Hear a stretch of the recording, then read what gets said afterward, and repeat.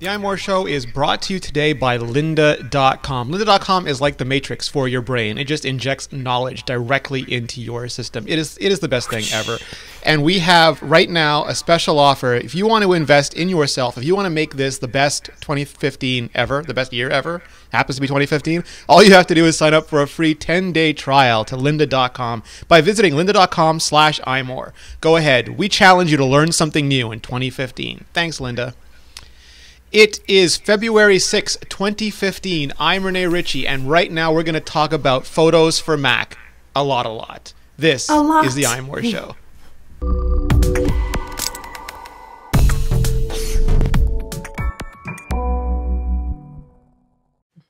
That was the voice of Serenity Caldwell. How are you, Ren? Hi, I'm doing good. I am finally not sick. Woo-hoo! Oh my gosh, it's only been a month. Yes. Oh, yeah. That was Now a I'm vicious thing you beat up there. It was. I blame CES. Yeah. Dastardly CES. CES and the holidays. It seems like when you put those two things together, no good can come of it. No, sir. So Ali Kazmuhai is on special assignment, and I screwed up the times. Peter said he would be free at 3. I forgot because we usually do the show at 2, and here we are. We just messed up. That's okay. We can improvise. We can talk photos. God knows we've been buried a lot in it in the last 18 hours. Yeah, so what happened is Apple dropped the OS 10 10.10.3 beta for developers, and as part of that came the Photos for Mac beta. Yes, which I just this week I was thinking like I should write a wish list about my Photos for Mac experience because I'm sure it's coming out soon. And lo and behold, apparently Apple was reading my mind because Photos for Mac is not necessarily quite here yet, but there's a beta. There's a beta, and it's remarkably solid for a developer beta. This is true. Some people were wondering, because Apple was updating their website, and what happened to Photos, and was it going to be late, and were they going to not do it? And there was a little bit of internet angst, and I think this sort of calms it. Like, it makes people really excited. Everyone wants it, but it makes people calm down a little bit too about whether they're getting it or not. Yeah, it's like, it's okay, people. Apple is not eliminating photos from its idea of, the future of the internet and web. I mean, you've got it on your iPhone. It's a good bet that it's going to make its way back over to the Mac. No one panic. Craig Federighi is not coming to your house and deleting all your photos. Delete. Only if he's a Cyberman. Yeah. No, the photos beta is here, and it looks very similar to, I think, what we were expecting it to look like. It has a lot of sort of interface resembling iOS. It has some of the features that you know and love from iPhoto, like faces. It has some of the features you know and love from Aperture, like some better editing controls, in this nice, beautiful iOS 8, OS 10 Yosemite design style. Yeah, it's interesting. So I guess right off the top, it's only available for developers right now, right? You can't get it any other way. No, you have to have a Mac developer's license. And for average folks, I would not suggest that you pony up $100 just so you get early access to photos. Because A, it is a beta, and you don't want to be using your primary photo or your primary photos with this beta. And B, Apple has announced that they're going to do a public beta later on this year via its Appleseed program. So if you want to get early access to photos and you don't have a developer license and you don't have, backup libraries or a separate Mac to test 10.10.3 on, wait until the developer beta or wait until the public beta. It'll probably come out in the next couple of months. Put yourself on the list now so you don't forget. Yeah, if Peter were here, he would say, should I be beta testing this on my main photo library? Hell no. Hell no. No. I mean, I'm testing on a portion of my main library, but that is also triply backed up on iCloud Photo Library, on Dropbox, on CrashPlan. Yeah, no, it's better safe than sorry. It really does mean beta. And spring could be any time up until June, I guess, but it feels like an April-y May thing to me. Yeah, well, the problem is we've got some sections for Apple to slot out in their calendar, right? And we're pretty sure that March, April is probably going to be the Watch deadline because Apple Watch was said to be released in early 2015, and we've heard Tim Cook's, back room magicizing about scheduling, and early means the first 4 months of the year. So Apple Watch no later than April. So we've got that slotted in, and then June, we've got the Worldwide Developers Conference. So unless they're going to wait all the way till summer, which I highly doubt because it's Apple, and Apple wants to release their, different magical fun things at WWDC, including the next version of OS X, I'm guessing we'll probably see it mid to late April, maybe early May. Yeah, that'll fit the spring narrative really nicely. Mm-hmm. Mayflowers. Just for fun, I went and looked up official definitions of spring, and it looks like in most civilized parts of the world, they agree that tapers off towards the end of May, beginning of June. Yeah, it may not be quite the summer solstice yet, but rest assured, I think Apple has a good idea of when springtime is, just like they have a good idea of when early, mid, and late is. Or are. So we were getting so many questions, so many. So first off, I guess people are worried. People who use iPhoto now or use Aperture now are worried that they're going to get photos and then their stuff's going to get taken away. But it looks like Apple's done at least as much as is inhumanly possible to make the migration smooth and to get as much of your stuff in there in one way, shape, or form, at least. Yeah, I mean, the thing to know, if you are an iPhoto user, we'll start with iPhoto and then we'll go over to Aperture. If you are an iPhoto user, when you open Photos for Mac, you're either asked to automatically import the library of your choice if you have multiple libraries, or it just automatically imports your library. And notice I say import and not transfer or transcode, because there are two separate libraries. Photos does not replace your iPhoto library. So if for some reason you want to continue using Photos or continue using Aperture for that matter, you can. And notice I said multiple libraries. Multiple library support still exists in Photos. So if you want to have a library separate from your work library, or you want to keep a special library full of like ridiculous pictures that you don't want on the internet, like memes or something, you can do that. That's easy. It's not super complicated. Same thing as before. You just option click on control click on option click. I was right the first time on the app the app icon. So that's all taken care of. And when you get, as an iPhoto user, getting into Photos, it's basically like iPhoto got a very fast makeover. So it's much speedier and much less processor intensive than iPhoto is. I'm running, a 2013 MacBook Air, 2014 MacBook Air, and my computer on iPhoto is a pain. Despite the fact that it's a much better processor than my original 2010 MacBook Air, it was still a pain. And trying to edit photos meant like waiting for the beach ball to go around. It was like I just could not consider doing any kind of photo management on my MacBook Air. With Photos for Mac, it does not feel like I'm using a MacBook Air. It feels like I'm using my big heavy-duty iMac, which is awesome. So speed improvements, all the thumbs up. I don't know how you found it, but for me, it was very similar to the experience of the first time I used mobile Safari, because it would just go and it wouldn't stop and render as you went. Like, Android did that for a while. Some of the older phones did that. You'd be trying to scroll and it'd be trying to render, and there was no priority between performance and between interface and actions. And Apple just made sure that the interface always moved, and then it would stop and render when you paused. And that's what Photos feels like. If you go super fast, you can see that the images aren't rendering fully as you go by. They're sort of lower res or thumbnail images. And then as you pause, those images become super sharp and detailed.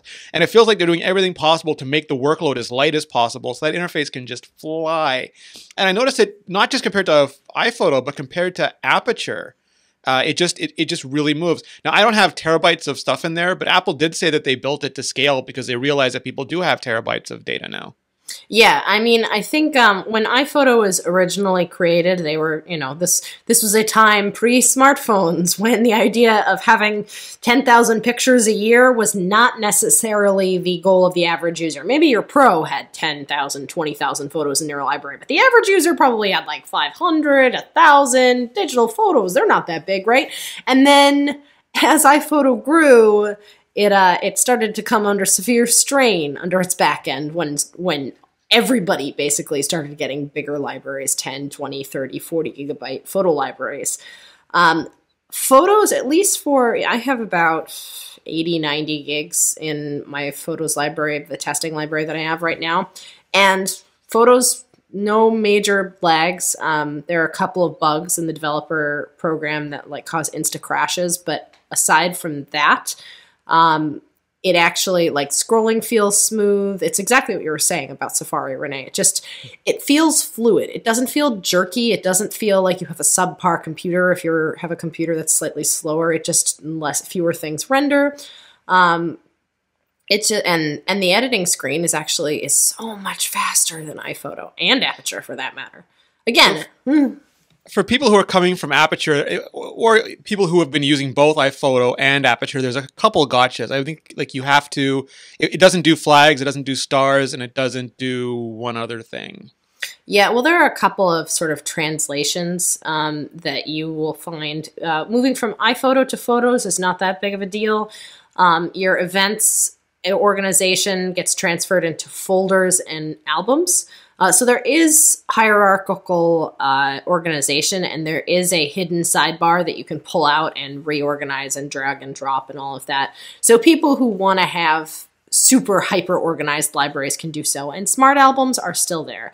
But like you were saying, Renee, there are specific organization features like custom metadata and flags and stars have all been sort of translated into the tag architecture.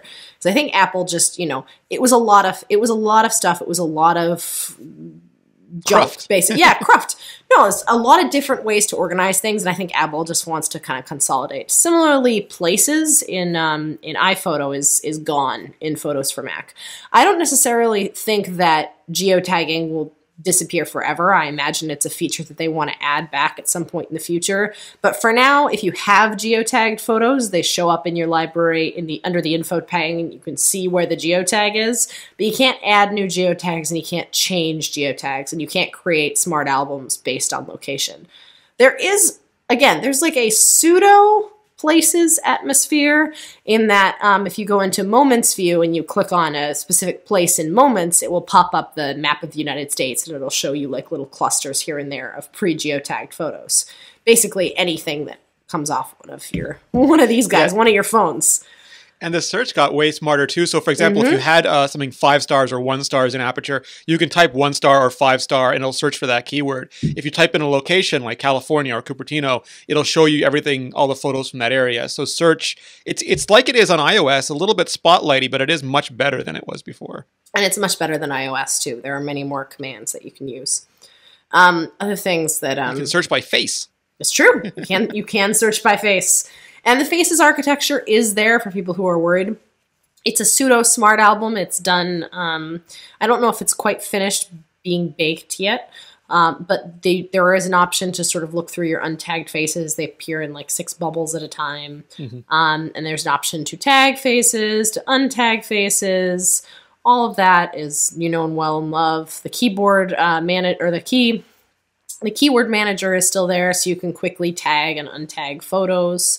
The biggest thing I think for Aperture users is obviously there's going to be a difference in hierarchical organizational design because you don't have stacks. But I think folders and albums should be okay because you can still nest what you want there.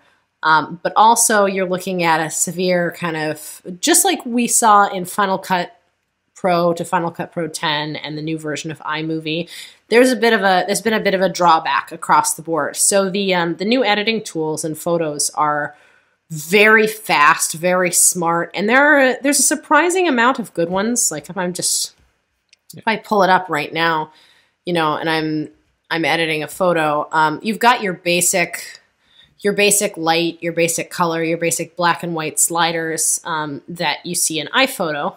But you can also, of course, drop down into the advanced version of those views. So you can get, if I drop down on light, I can individually adjust the exposure and the highlights, the shadow, the brightness, the contrast with a slider.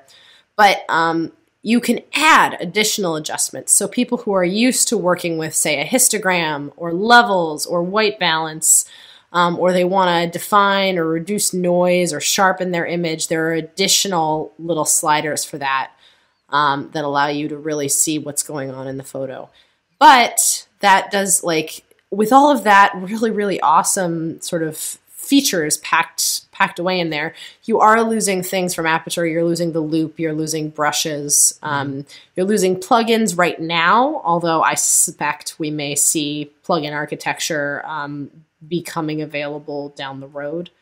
but it's one of those things where I'm like, based on the baseline architecture that Apple has put together with the Photos app, and based on their reputation with creative applications and what they've been doing over the last 6-7 years now, rewriting their core application base, we got to assume that it's going to start very skin deep, and then they're going to build down. The most important thing for Photos right now is building a next generation backend so that it can actually hold your photo library and not be sluggish. And, because it's what's the point in having 10 million brushes and being able to, add whatever plugin you want if the library and the management is so slow that it makes you want to tear your hair out. Yeah, I mean, iPhoto and Aperture both were not of the iPhone age, like you said. They weren't of the iCloud age.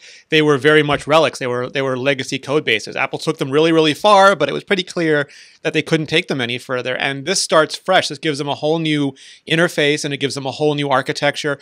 And just what you were talking about, the editing tools, I find that with this entire app, it's really, really hard to make an app that appeals to a wide range of people. Someone like, if I'm brand new to photography and I got my first iPhone and I just want to do something with the photos, or if I've been doing it for years and I have a DSLR, that's a huge range in expectations and requirements.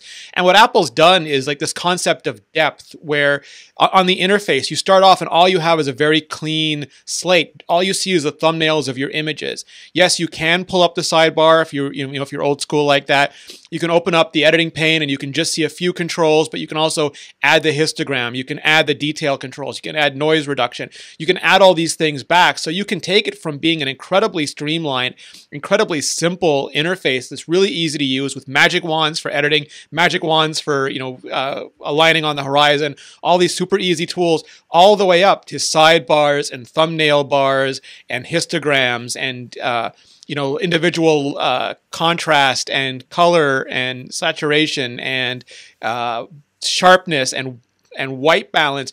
It's not going to go all the way up to a pro photographer, but I think it's going to cover a lot from brand new people to like serious enthusiasts. Yeah, I'm really impressed with I've been a longtime proponent of Final Cut Pro 10 to some of my media friends' kind of dismay. They're like, how do you support this thing? It took away all of our tools. But Apple is not as committed to the creative professional as they once were. That's just a fact. They don't rely on the creative professionals to sell Macintoshes the way they did in the 90s. But that doesn't mean that Apple's completely forgotten about the creative professional. It just means that they've slightly adjusted their scope to basically, Apple wants to have more creative professionals. Apple wants to introduce people into the world of the creative professional. They don't necessarily want to take on Photoshop or Adobe or Avid anymore. While I think that Final Cut Pro Final Cut Pro 10 can has the potential to be a heavy hitter in the film editing industry, I think what is more important about it is that it gives the intermediaries, the film school students, folks like that, a good building block on what film editing really is. And that's my same feeling for the Photos app right now, is that with Photos, it gives you dead simple controls as well as that drop down, so you can physically see what's happening with your photo. One of the best photography classes I ever took was actually when I was abroad in France. I was working with a friend of mine who was a pro photographer, and the way that he taught me to use aperture mode and get used to using manual was basically like, all right, we're going to sort of take it one step at a time. We're going to build things on top of each other. And within a day, I was shooting manual and I didn't realize it because I had just been like, okay, I'll fiddle a little bit with this. Okay, that makes sense. Okay, I'll fiddle a little bit with this. And then all of a sudden I'm like, oh my God, I'm using all of these tools and they're not scary. How did that happen? So that's something that I think that Apple can do really, really well, is put together a suite of software that allows people who are not necessarily bare bones beginners, but even them to take charge of their photos, their videos, to not have their photos just be those things that they take once because they think it would be a good picture and then it gets lost into the eon of time. I think they're making a really good sort of concerted stab at it, and it's certainly, Photos for Mac is not pro photography software. It's not. It might get to a point where it's, prosumer, and it might even serve some pro audiences. But if you need super pro photography organization, you might still need Lightroom. It's just, but that's not, I don't think that's most people. Yeah, I think that's really, really true. I mean, taking it down, I don't want to get too much of a tangent, but the iPhone, you can buy an iPhone and just use it to play music, to take photographs, and to talk on the phone. You don't have to know anything about Control Center or Notification Center or extensibility or continuity or anything. You can just use it at the most primary level possible. And you can do the same thing with an iPad. You can use that as a web browser and a video viewer and an ebook reader if you want to. And I feel like this is the same. If you can just use this to pull in your photos, go there, hit the magic wand, hit the thing, or if you want to use the sliders, they make a lot of sense. Like, all is I want to make it lighter or darker. I want to make it more or less colorful. I want to slide around the black and white options. Super, super easy. But if you want to, you can drill down. You can open those panels and you can go in there and you can adjust it at the micro scale. And I think that's super clever because, exactly to your point, it doesn't cater to power users, but it really does empower users. And if Apple does add extensibility, the photo extensions like we see in iOS, and if they do add continuity so you can do handoff like you can with some of the other apps, that starts to get really powerful. And yeah, maybe it won't be Photoshop, but Photoshop does a lot of things, and that's why Adobe made Lightroom, because sometimes it's good to have dedicated stuff. And I think this will it will hit that sweet 80% that Apple typically targets. Yeah, I think there are going to be a lot of excited people ready to use Photos for Mac, and I'm looking forward to kind of seeing exactly how they're going to market this. I'm sure there's going to be an adorable, very colorful commercial.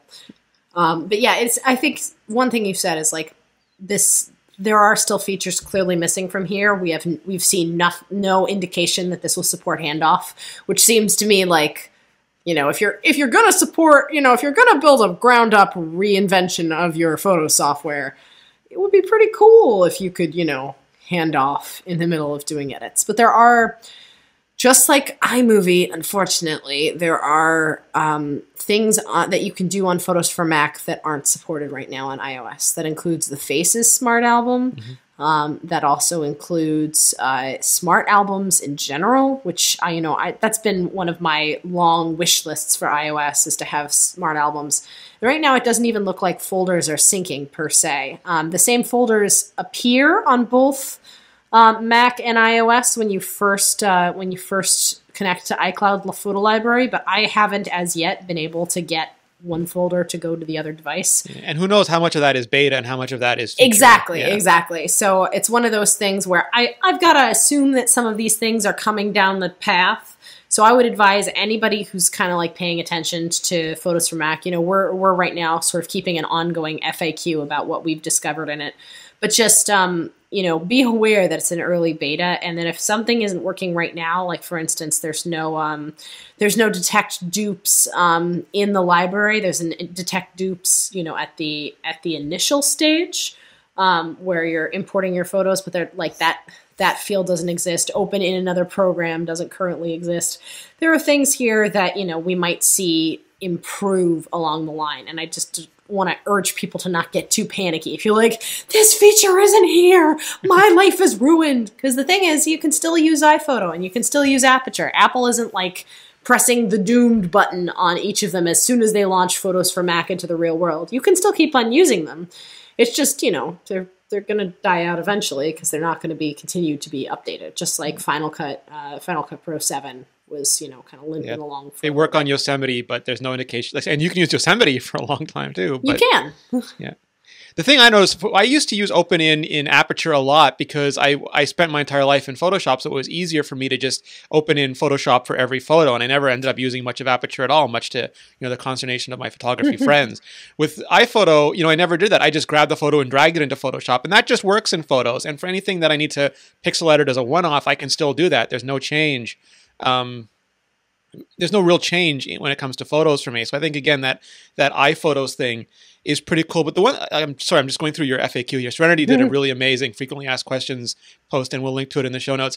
But the other thing you point out is that this is inextricably linked into iCloud Photo Library. Part of the whole point of having Photos is this tie into the also in beta iCloud Photo Library.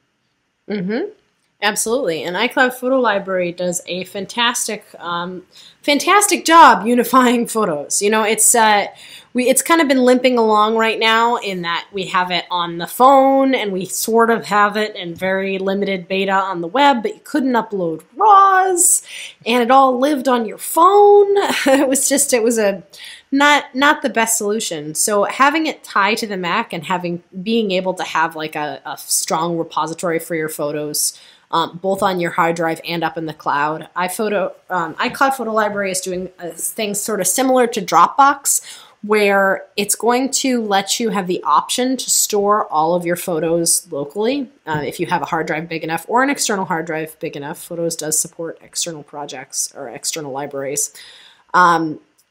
You can store everything on your Mac or on an external drive if you want, but they also have the optimized storage option, which I actually think is really, I was very against optimized storage when it showed up on the phone. Why, Ren? Why? Oh, God. Well, because it's it's like, oh, we'll optimize, we'll pick a certain amount of high-res versions, and then everything else will be stored on the cloud. And I'm like, well, that's fine and dandy, except for the fact that you're just going to take, if I have 20 gigs or like 10 gigs free on my phone, you're going to take all 10 gigs, and then I won't be able to do anything. And I'm like, I don't want you to fill, you think about the old settings in apps where it's like fill remainder, like on the iPod Shuffle, fill remaining space with random songs.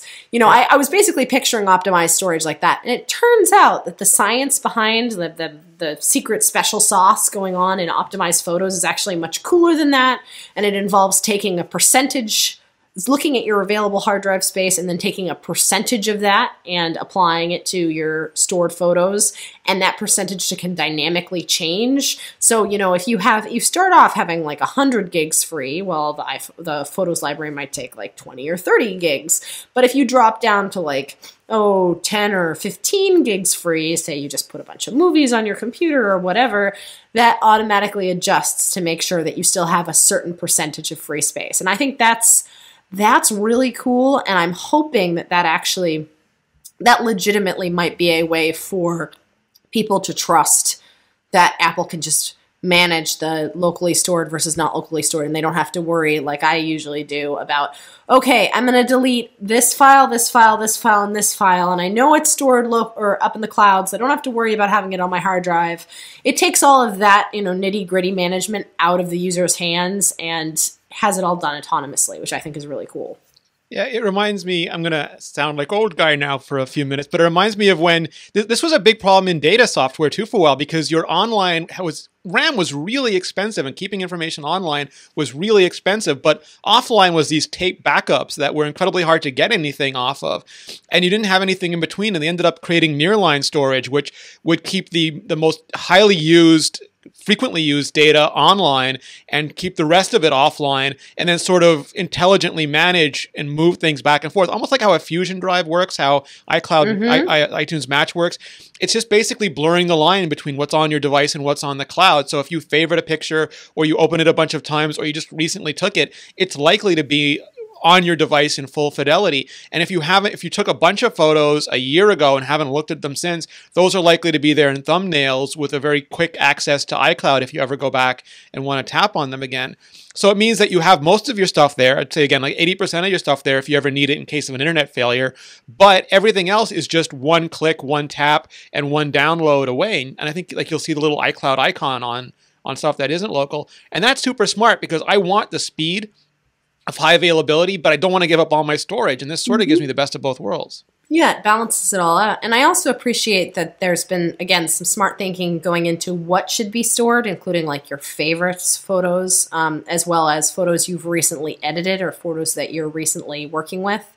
And there's also an option in Photos right now, if you right-click on an album or an individual photos, that says download and keep originals. So if you're going on a trip where you're not going to have internet access, you can request that Apple download those, that you download that certain album or those certain set of photos so that you have them for sure when you're offline. And some people worried also, like for example, I used to use iPhoto for my own iPhone photographs and Aperture for my DSLR photographs. But Apple's built quite a lot of DSLR support into photos as well. Like you can import them in, but it'll preserve RAW. It'll keep RAW in iCloud Photo Library. It'll let you. You may not have Lightroom like or Aperture like brushes and all the bells and whistles, but from a workflow perspective, you can manage your DSLR photos as well as your iPhone photos right inside Photos. Yeah, Photos a lot. No, it's really cool. And yeah, it's not some sort of prosumer consumer apps just make dealing with RAW photos a complete pain. And the Photos app, even in beta, it's very smooth, it's very fast, it's very easy to tweak your balances and everything else with RAW, which is cool. And RAW will store in the cloud, so you don't have to worry about only uploading JPEG versions or anything like that. Yeah, and so the only downside to that is when you create an Apple ID, you get 5 gigabytes of iCloud storage for free. After that, you've got to pay for it. And I think it's like 99 cents, $2.99, $9.99 for 500 gigs, and $20 for a terabyte. Yeah. I pay the $9.99 for 500 gigs because I find it useful, but it's not in line with what other providers give you for free or what they charge for it. If you look at Google Drive or you look at Amazon, actually I don't know about Amazon, but if you look at Google Drive, if you look at Microsoft OneDrive, if you look at Dropbox, they're providing larger amounts of free storage and they're providing cheaper storage options. And I kind of feel once I'm doing all this kind of stuff, I don't know how Apple crunches the numbers on this thing, but I've got to feel like they could maybe crunch the numbers on this and make storage less painful for a lot of people. They have millions of dollars. Billions! Yeah, I mean, that's the one sort of frustration is I'm already paying $10 a month for my terabyte of storage at Dropbox. And, the Photos app allows you to, or at least it appears to allow you to reference photos rather than upload them directly to that library file. So you don't have to necessarily store everything in iCloud Photo Library. You could do, theoretically, a Dropbox type solution. My conflict there is kind of like, well, that's nice and all, except for the fact that, then I don't get any interface with my iPhone. I don't get the ability for the iPhone photos to, seamlessly sync, and I don't get the being able to organize on both of my devices. I'd have to use like Dropbox Carousel on the phone, and that's not, Carousel is not the worst way in the world to organize your photos, but at the same time, it's not. Again, we're splitting styles here, and it's like if you want to organize your photos, you kind of want them to be a certain way all across your devices. So I'm really hoping that Apple can figure out a slightly better monetary solution, because like I would love to just use iCloud Photo Library, but I'm also going to keep Dropbox because it's one of my my backup storage solutions. So being a way to like pay for both and not feel financially crunched because I'm like, I'm giving $30 to backup storages a month. It's a lot. It's tough. Yeah, you can keep using My Photo Stream if you prefer, because My Photo Stream doesn't charge, quote unquote, against your iCloud storage, but it's only 1,000 photos or 30 days. It's got limits, and it's not the sort of everything in one place ubiquitous photo solution that iCloud Photo Library charges. And if you hate the internet or you just don't trust servers, you don't have to use any cloud system at all with this. It works as a standalone app, but again, you lose out on having all your photos everywhere, anytime you want, and that's such an enticing proposition that, I also hope they get that, sort of lined tweaked up and fixed up. Yeah. So I'm going through the things. Can I delete stored? Yeah. So if you put all your stuff in here, are you doomed, Ren? Are you like, is it a one-way street? Are you stuck in there forever? No, it's not. There is a pretty easy way to export everything. Both, you can export your entire library, or you can export individually, individual albums or even individual photos. They've made it very, very simple for you to be able to do that and for you to be able to get your photos out of a specific program, which I appreciate because, on its face, the nebulous photos library, that makes a lot of people nervous. It's like, it's one file. What happens if it accidentally gets trashed? Or, so if you want to if you want to test photos for Mac and then, decide 6 months down the line, oh, this really isn't for me, I'd rather work in Lightroom. Yeah, you can export all of your photos and at their full resolutions, or you can just, keep your old library and work concurrently. You can even there's a way to have a reference library. So instead of storing everything within the photos library, you can store it on your Finder or store it on an external drive and just have links to those areas. So, it's not too terrible. No, not at all. It's actually really cool. And the only caveat that we should remind people is you can do the import into Photos and then still go back and use iPhoto or Aperture, and the same stuff will be in there, but any changes you make from that point will be different. So if you do edits or you do management in the Photos app, that will not be reflected back into iPhotos or Aperture. Or if you do edits or changes in iPhoto or Aperture, that won't go back over to Photos. There's no sync between those. No, sadly no. But again, there's still a fair amount of flexibility considering this is a brand new ground up rewrite of the program. We're going to take a quick break just so I can thank one of our awesome sponsors, and that is Smile Software. Smile Software, they are the makers of so many good things. They make a lot of programs that I use every day, including Text Expander. But today we're going to talk about PDF Pen Pro 7 that brings new features to the OS 10 version. And that includes you can edit OCR text from scanned images. You can export to Excel, PowerPoint, and PDF archives. You can create PDF forms.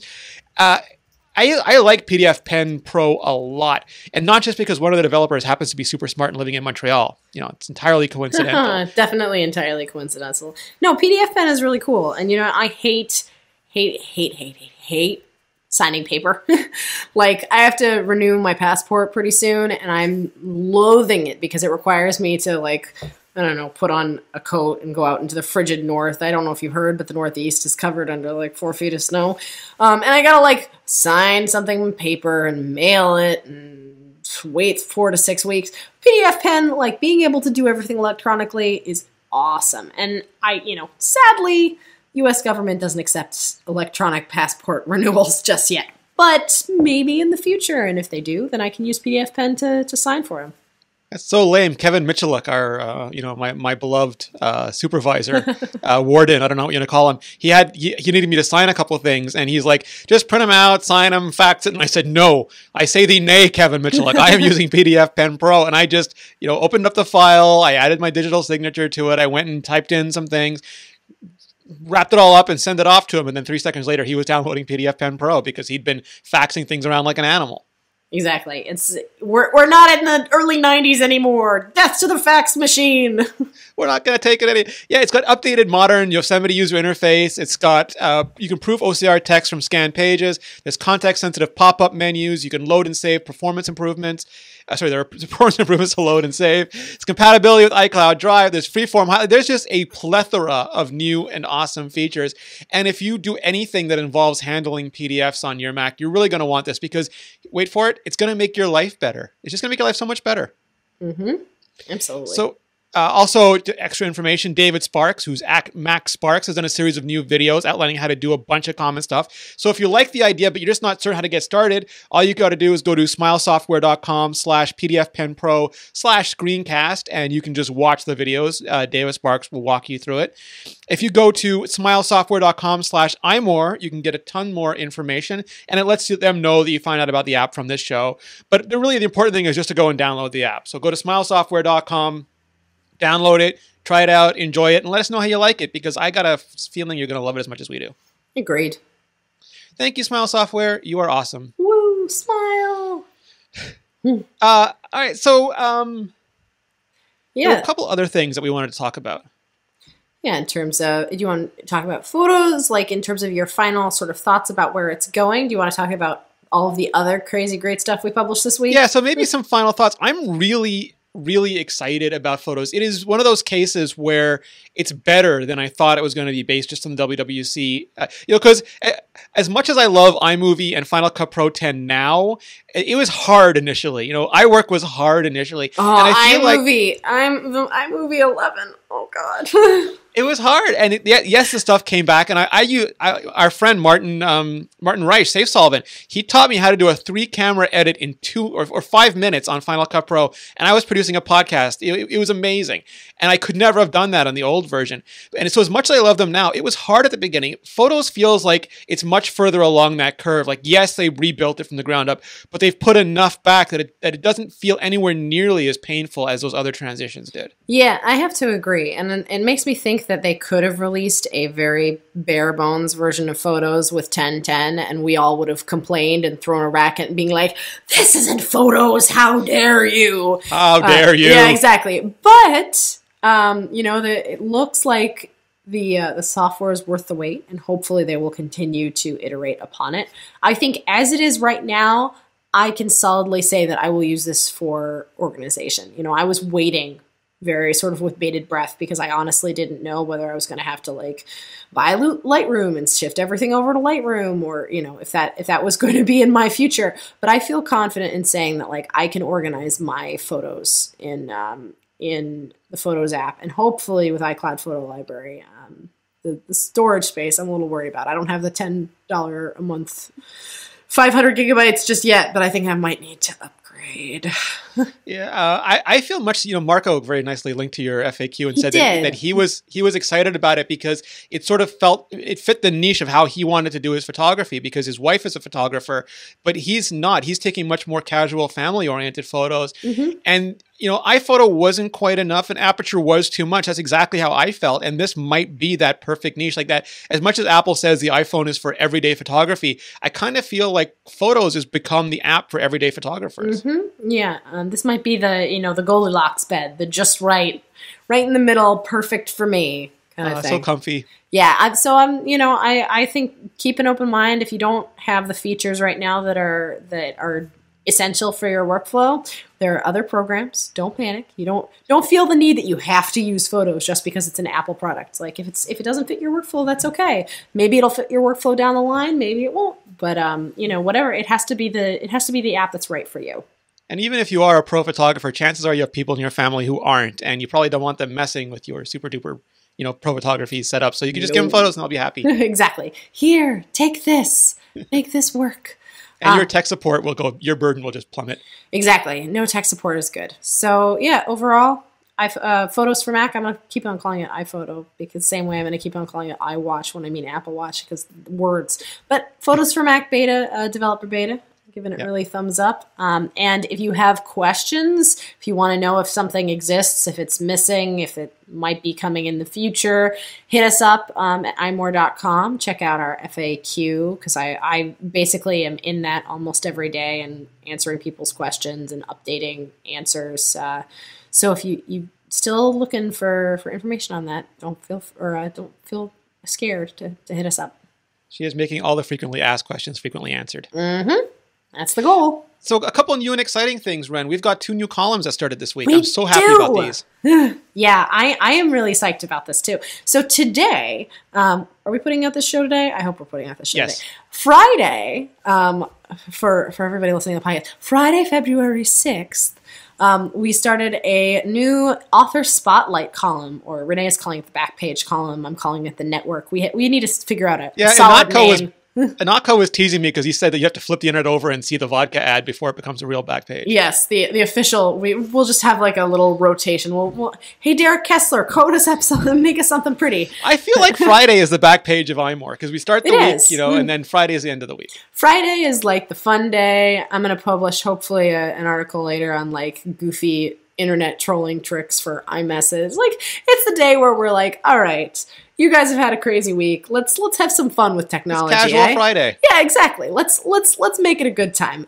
So Jason has really sort of blasted this column off. Our buddy Jason Snell, my former boss, who writes at sixcolors.com now, as well as has a couple of great podcasts, including Clockwise, which I've been on and Renee's been on in the past. He is one of my absolute favorite people in the community. He is wonderful. Best. He's eternally positive. He wrote a fantastic piece for us on Apple's constant need to change and not being afraid to cannibalize its business, and then also on his own experiences walking away from Macworld after 17 years, and how he's kind of forging out on his own and using Apple as an example to jump forward. And the piece is fantastic. If you haven't read it yet, I highly suggest that you go over to iMore and give it a look-see, because I think he was the absolute perfect person to start off our column. And we got so many more awesome people lined up. We got Maddie Myers, who's a gaming columnist. She writes all over the place, and she does original songs based on Metroid, which I think is awesome. She has like a Bandcamp album, which is fantastic. She's Samus Clone on Twitter. We got Jesse Char, who's going to write something fun for us. We got what? Who else? We can't spoil too many people, but no, yeah, let's leave it at that for now. Yeah. We have a couple other, but let's, we got some good people, but just teasing. Some people you've read before, some people you've always wanted to read. This is true. So if you're, if you like hearing opinions from people who are not me, Renee, Peter, or Allie, stick around on Fridays and stick around. Before you switch, so one of the reasons for that, though, is just that we love all these voices. We think they're what makes the Apple community so great, and we really wanted to give them a home. Like everyone has their own sites, everyone has their own communities, but we thought it would be nice if we could just make some little space on iMore where people could come and share, directly with us. Yeah, I think it's a really nice way to, I hate the word curate, but like to collect voices from all across our community, young, old, multicultural, female, male, just like people, everyone has their own story, and everyone's come at this community a little bit differently. And I think it's really awesome to be able to share with you, iMore, people who you may not have read before, and people who, come at this community a completely different way than maybe Renee or I come at it, and who might have different views and different opinions. We want to expand your viewpoint, read cool people, have a lot of fun. Yeah, I think we're incredibly, incredibly lucky, thanks to all our readers, to have a stage. And when you have a stage, you want to fill it with great people. Exactly. And so leading to the other new column that we released, of course, we've had Rich Stevens doing comics, but now we also have a section for what we're calling the experts. Yes. You want to talk a little bit about our experts column, Renee? Sure. So one of the things that we encountered is, again, just like there aren't, we can't cover every opinion, and we want to get really good people to have other opinions. We don't know everything. We know some things, and we're happy to write about those, but either we have to try and fake our way through other stuff, which, is really apparent, or we just don't cover it, which is really sad. So we wanted to get people who have expertise in particular areas and who use Apple technology, use Macs and iPhones and iPads and the internet to do amazing things, and get them to sort of share with us what they do. Because first of all, it helps bring attention to that kind of stuff, but it helps give us ideas, ways that we can use this technology to improve our lives as well. And I immediately drafted Georgia, forced her to write the first one. Of course. Well, I mean, a lot of people know her from iMore, and they know her from, laughing on an isometric. Yeah, or being on the iMore show and talking about phones and things. But she has a day job. She is a licensed therapist, and she helps people every day. She does some of the most remarkable work I've ever seen.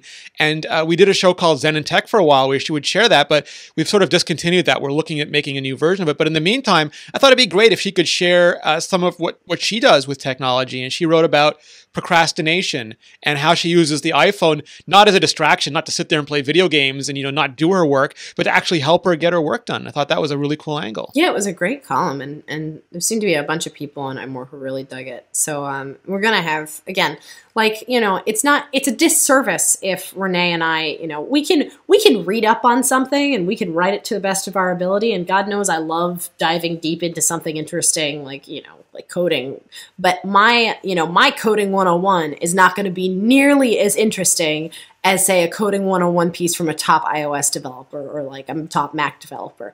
Like sometimes you need the people who know the stuff inside and out in their blood to give you fresh perspectives and good ways to sort of understand and grok the information. So we're really, really happy to be able to, again, share people who you might not otherwise read or have read or get a chance to listen to tell you about how they use technology. Yeah, and again, we have a lot of people coming up. Steve Aquino, who does fantastic writing about accessibility, is doing next week's column, and we have more people. Not too many spoilers, because we never know exactly when certain columns are going to drop, but we have a bunch of people lined up behind that, and I think it helps make iMore a better place, and I think that's wonderful. Yeah, I really do think. Again, growing our community is one of the things that we're really passionate about here at iMore. It's like we want to build a community of awesome technology folks who really enjoy their technology and enjoy listening to other people talk about what they do with their technology. So the more that we can do that, the better. So now we've got some awesome sort of programmed TV content. Almost appointment television. We've got must see TV. So we've got Rich Stevens with the Pixel Project, which is our new web comic, on Tuesday. We've got our experts column on Wednesday. We've got our the network, our back page column on Friday, and we've got a Rich Stevens rerun. Rich has been running some of his older Mac themed, technology themed Pixel comics on Saturdays. So if you wake up Saturday morning and you're like, God, I have nothing to read, let me check iMore. You want to, a little chuckle of your day before you start out. Check out his rerun column.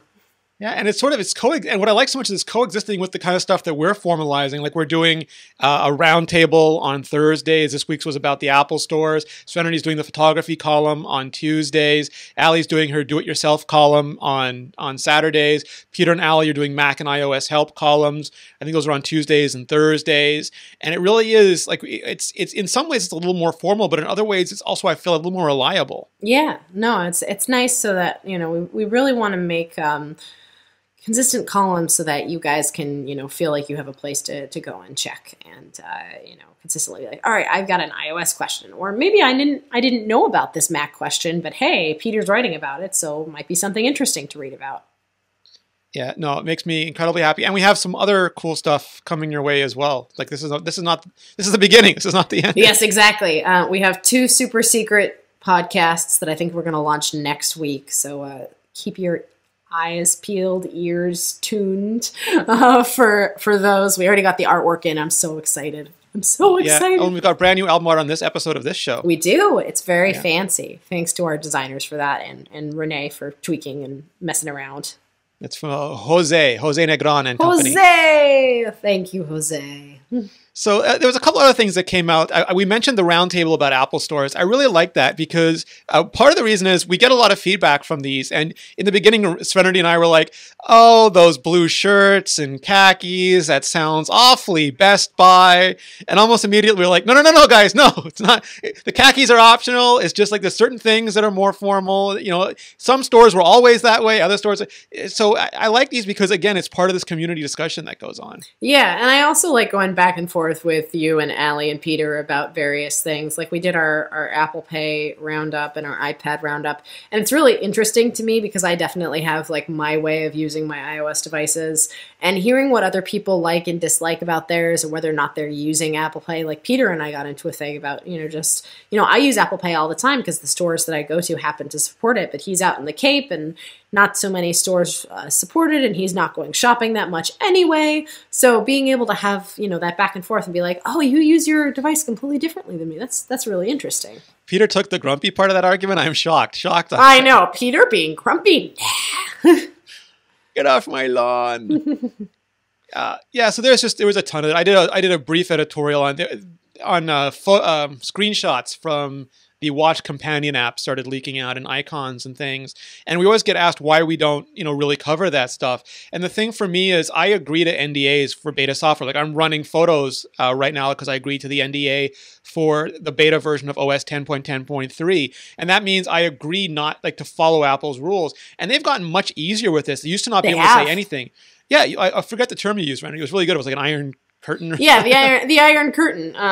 You think very much like the Apple Berlin Wall of secrecy. But in the last year or two, that wall has slowly started to crumble, and a lot more light has been getting through. And it's like I really appreciate that Apple's being so forthright with the press and with people about we can talk about once we've released certain things. We're happy if you want to talk about those and illuminate those and make sure that people actually understand what's happening.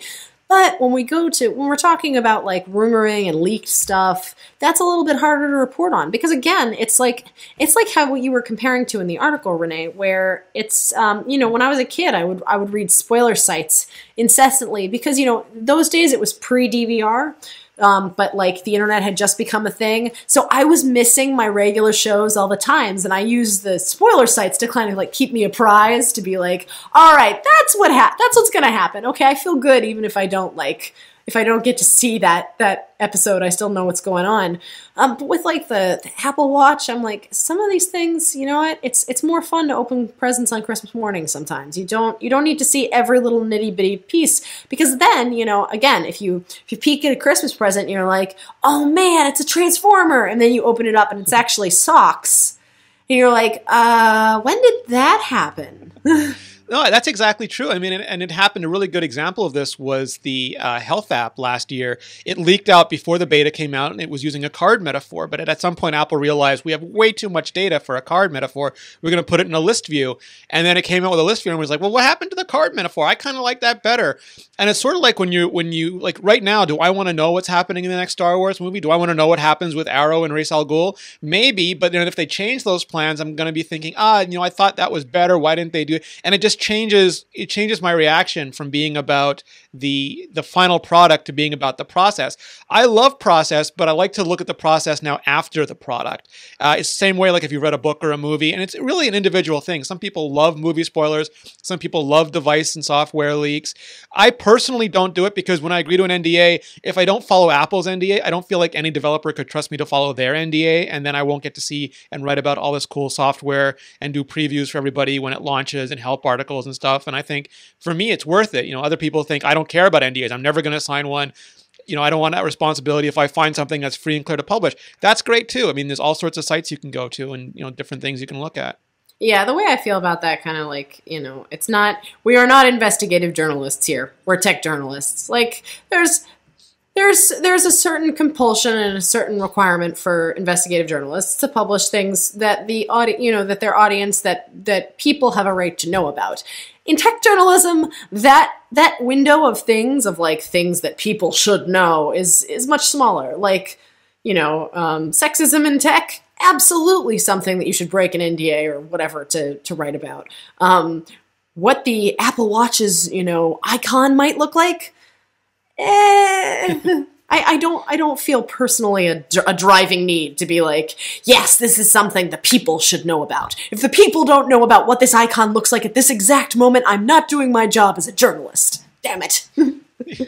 Yeah, no, I was going to make a Princess Bride quote right there. More pursue than practice these days. But yeah, I mean, no, yeah, absolutely, exactly. I'm not going to be able to look at Michael Fassbender and Steve Jobs now and not think of Christian Bale. It's just, I'm sorry, I ruined it for myself. Oh, I know. It's spoilers. Spoilers. Yeah. Anyway, but you can choose for yourself. It's just that's why we don't cover that stuff. Yeah. And I want to give a shout out before we close, Renee, sure, to a wonderful tech website that is no longer publishing. It closed its doors this week. 2hour, the unofficial Apple weblog. I wrote a little bit about 2hour and about my experiences with IDG and just about, how Apple is, how big companies can either respect or not respect their smaller divisions and have them work for them. And 2hour did some great work over the years, and I was really, really personally sad to see them go. They have a lot of great writers. And a lot of great people. If you're looking for a great writer, look at the 2hour bylines, hire somebody.